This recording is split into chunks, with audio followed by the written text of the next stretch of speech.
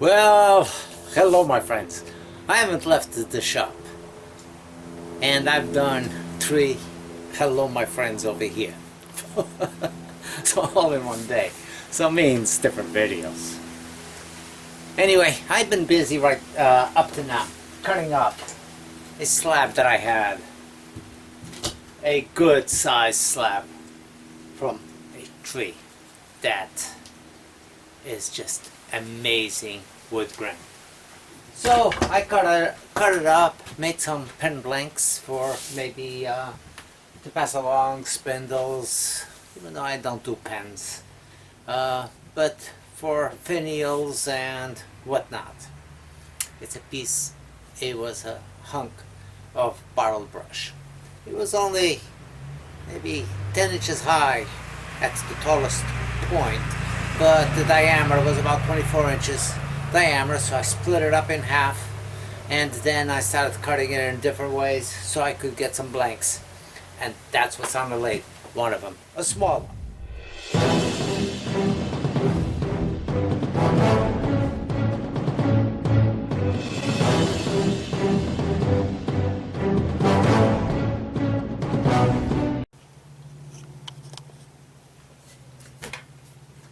This is side grain, so it doesn't matter whether if I go from outside or inside, but seeing that I got a hit and miss over here and it just seems to flow a little easier, I'm going to go from outside, create a tenon, round it off and flip it up.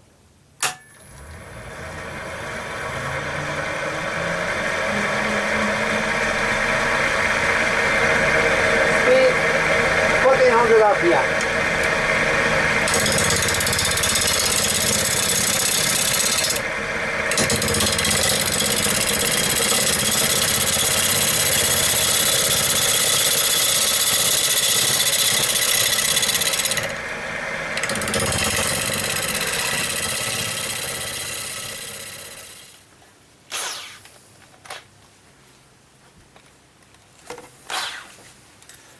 You know, people don't spend any time showing you sanding techniques, but sanding is what gives you the finish of the piece. And if you don't sand properly, you're never going to get a good finish. So when I got something like this with a dark spot and I want to eliminate it, or you got to tear out or anything like that, I do that while the lathe is stopped.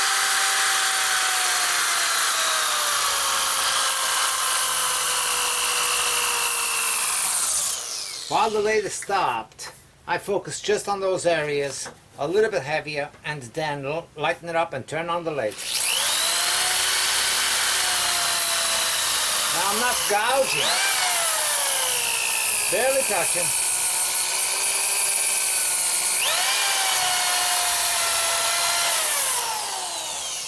Now that the dark brown spots are gone from the CA, now I can turn on the lathe. Don't need it to be fast like that, but 800 RPM is fine, and do it with a power sander.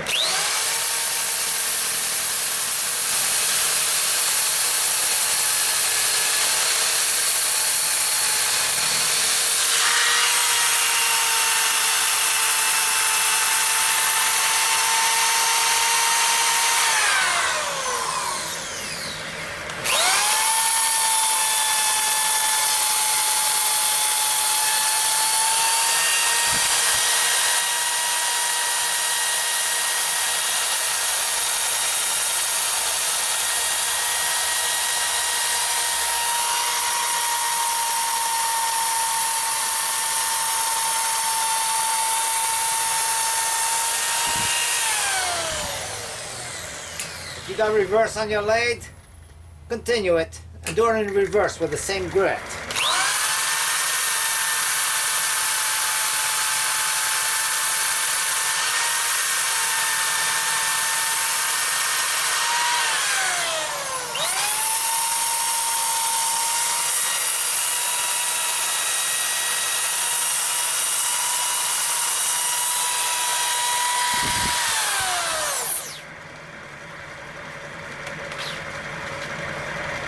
That was 80. We'll go to 120.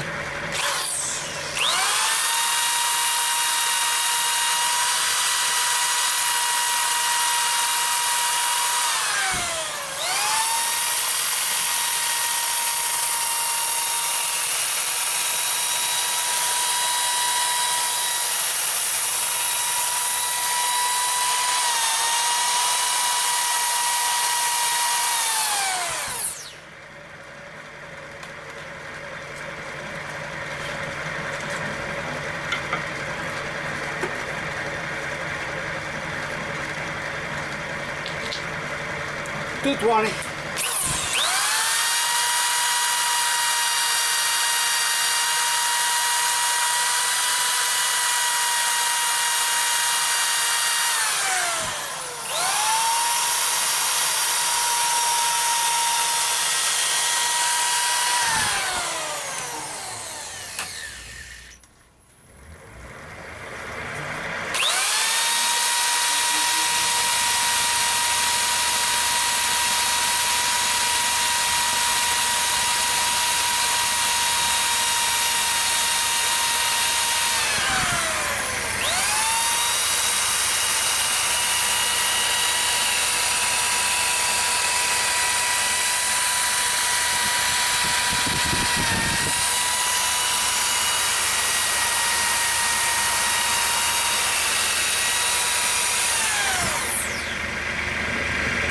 Sanding with a sandpaper, and I'm going to go to the steel wall. Fine steel wall. Fine steel wall. Push.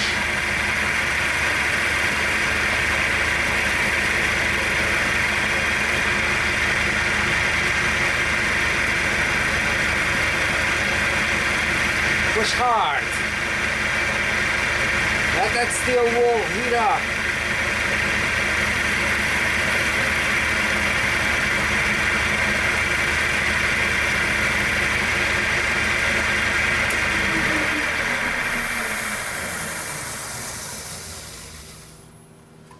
See what you got. Going to reverse it and get rid of any fibers that are flapped over that way from the motion coming forward. Same thing, push hard.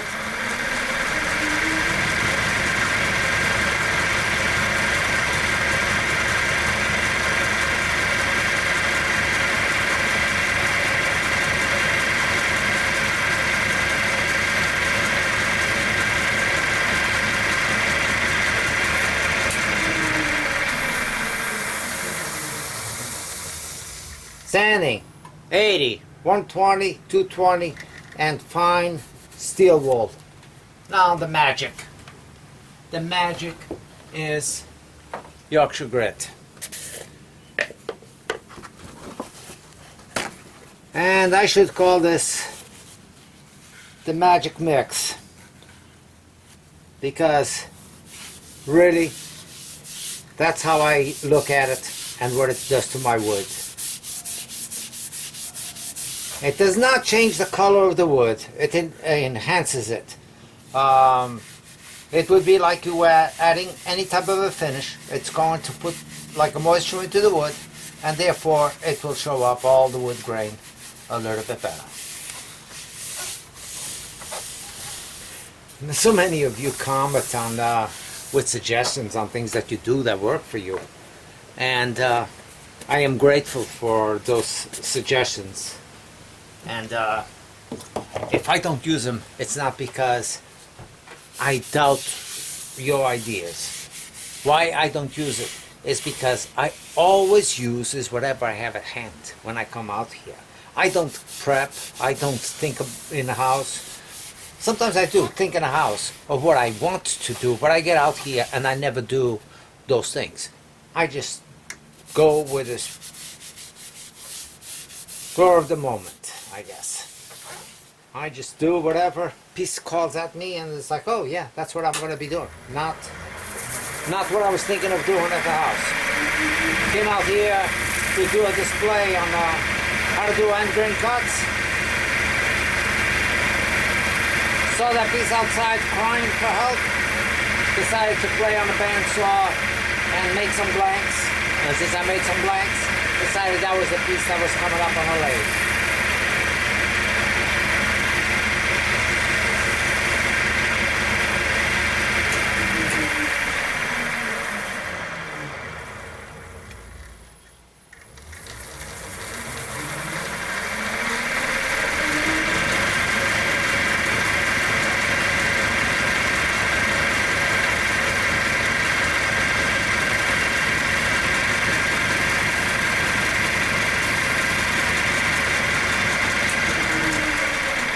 A friend of mine just told me that instead of using shellac on the OB Shine Juice, he uses a urethane of some sort, and I can't see why that would not work. But he uses it for specific pieces. Now, for me, I don't make any one thing for one specific use or for a specific piece. If I make something and it works, it's for all pieces. I try not to make the wood turning any more work than what it needs to be. If I find an easy method of cut, then I share that with you, and that's the method that I found. Not to say that it's better than yours or better than anybody else's, but I share what works for me, and you decide what you want to use for yourself from my experiences, or not at all. Or you just come to my channel and watch what I make and get inspired by the shape, design, wood, whatever the reason why you come to my channel. Thank you.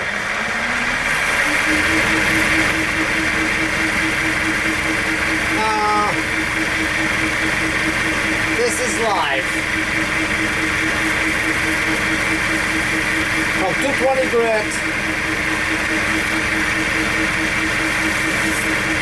Mine steel wool, grit, and the original formula OB Shine Juice. Which, if you don't know what it is, it's a mixture of 1/3 shellac, 1/3 denatured alcohol, and 1/3 of boiled linseed oil. Gotta make sure that it's boiled linseed oil. Now you can substitute the boiled linseed oil with tung oil, and it gives you pretty much the same results. The reason why I don't do it all the time is the tung oil seems to gel up inside the piece. On what you don't use, it gets clunky.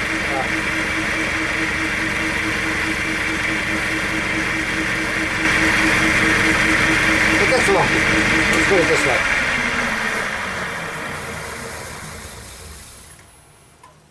Now, I would show this piece off anywhere with this gloss. Anywhere. That is a very, very respectable shine on this piece. And I would have nothing to apologize for on this. And that's how we have to look at it. It's how you like something or how I like something. What I try to portray is not necessarily your taste. It's what I do and my visions and what I do. Now to go inside there, it's not too bad, but you can do it with your 5/8 bowl gouge. Then you can work it from inside out, and you can work this. It's an end grain. I mean, it's a side grain, but you're going to have two spots that are going to be end grain, which is here and the opposite side, of course. Here and here. So when you're doing cuts from inside, you're going to be contending with that.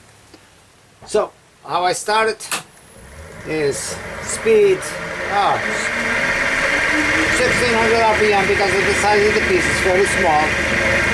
Go in here, start establishing a lip. And once that lip is established, it's a matter of going in and following through.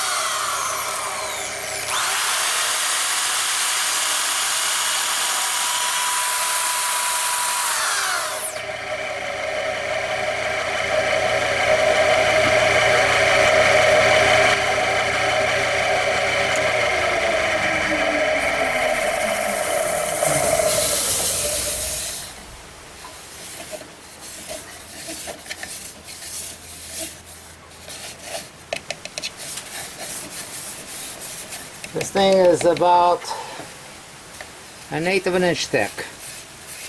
Cuts nice and clean on the inside. Do have a couple of tool marks from when I went in there with that round scrape and it bounced on me. And that area is only 1/8 of an inch. It's eggshell thick.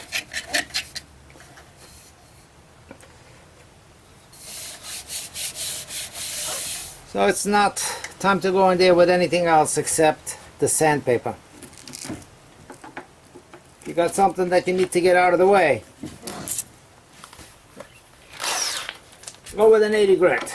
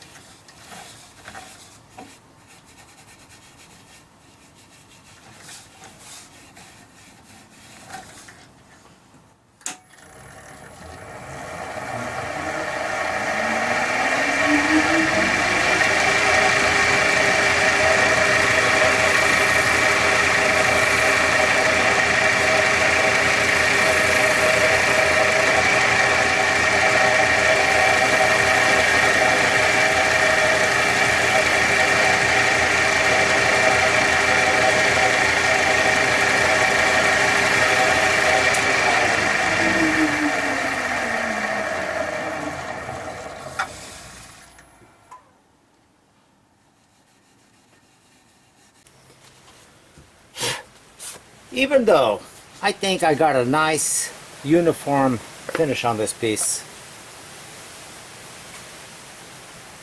I going to apply Yorkshire Grit Micro Abrasive. Now, I really have not given this much of a chance at all. I received it, and I really don't like adding extra steps to my work. But in fact, I'm going to see what does it do to a piece, really, that you already have a nice finished piece on it.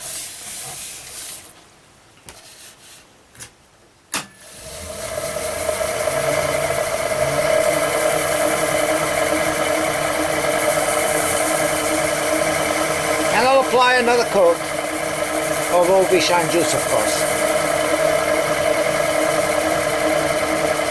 And you see the results yourself.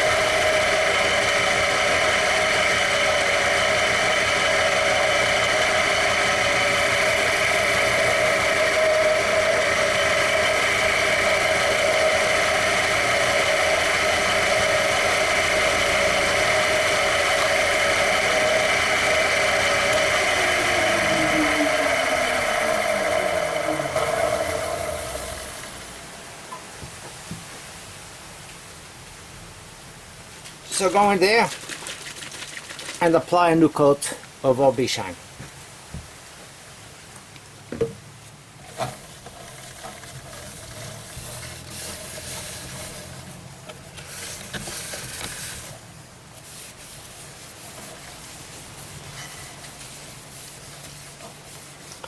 And let's see what this gives me.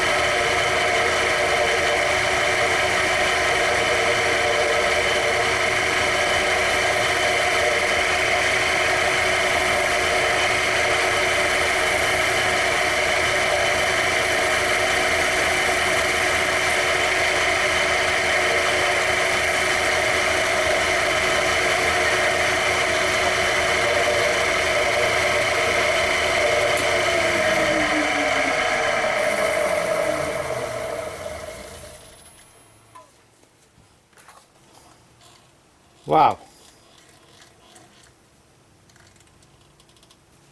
That does have a nice luster to it.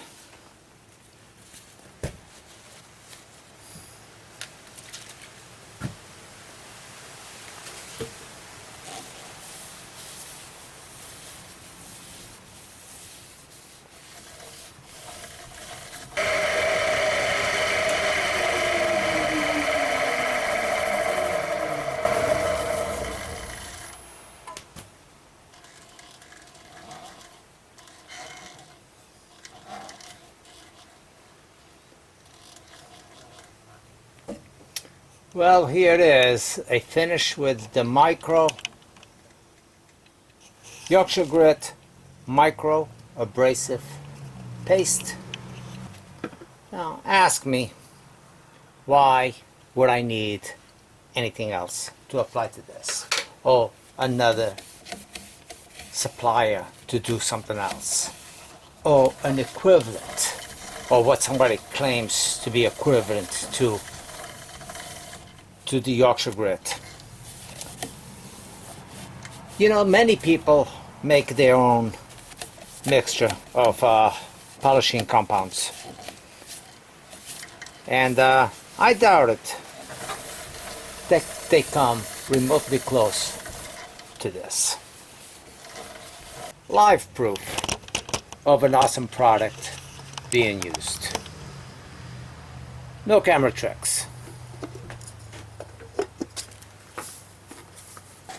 Personally, I like it a little bit more subdued, but this is the ultimate finish, without a question, on a rub finish. Awesome, awesome, awesome finish.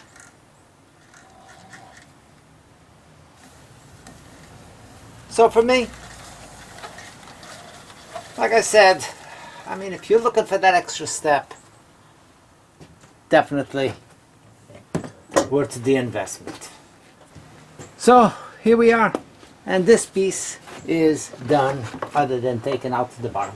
And you know how I take out the bottom. Any of my turnings, you see how I take off the bottoms. But this one needs something.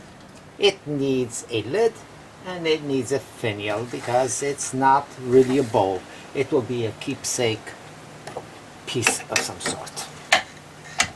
So take it off. I'll work the bottom later.